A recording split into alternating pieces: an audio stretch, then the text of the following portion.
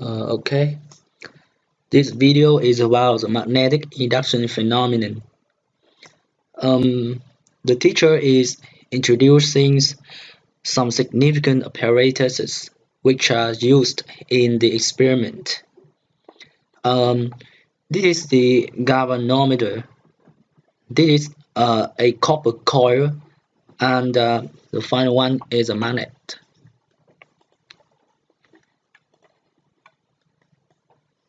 Okay, in the first experiment, the coil is connected to the galvanometer, and then the magnet is put into the coil, and we can see that during this action there is an induced current exists inside the coil. The current disappears when the magnet stops moving.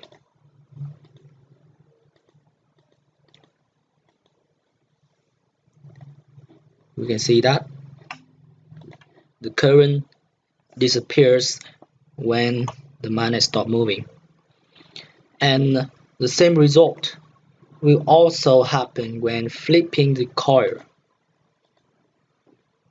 here. Um, and in this experiment we can see that the galvanometer needle moves to the other side, and it's due to changing the two electric poles.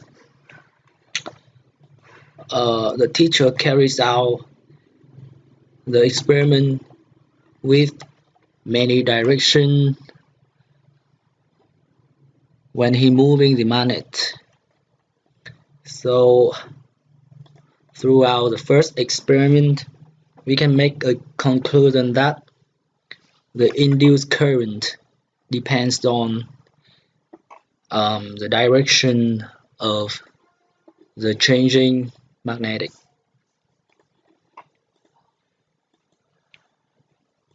Next, in the second experiment, the teacher used another coil that can change its area here.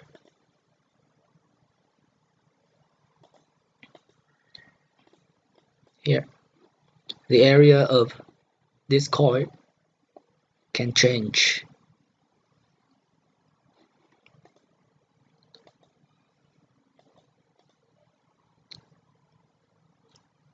And it can be seen obviously that the induced EMF also happens when the area is changed.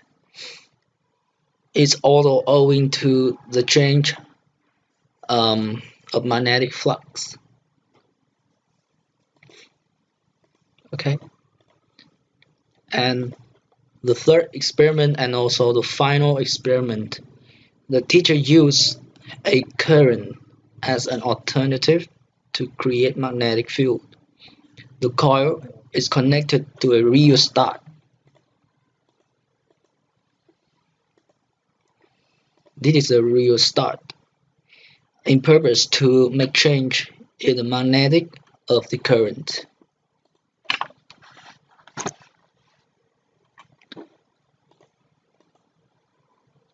Here, at this time, all things are connected.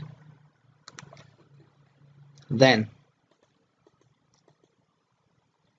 here you can see the teacher makes the current change, and that lead to the change in the magnitude of the magnetic field, and it result to the change of magnetic flux, and the EMF is also introduced. So throughout the three experiments, we can make a conclusion that the induced EMF depends on three factors. Firstly, the direction of the changing magnetic flux. Secondly, the area of the coil. And finally, the magnitude of the magnetic field.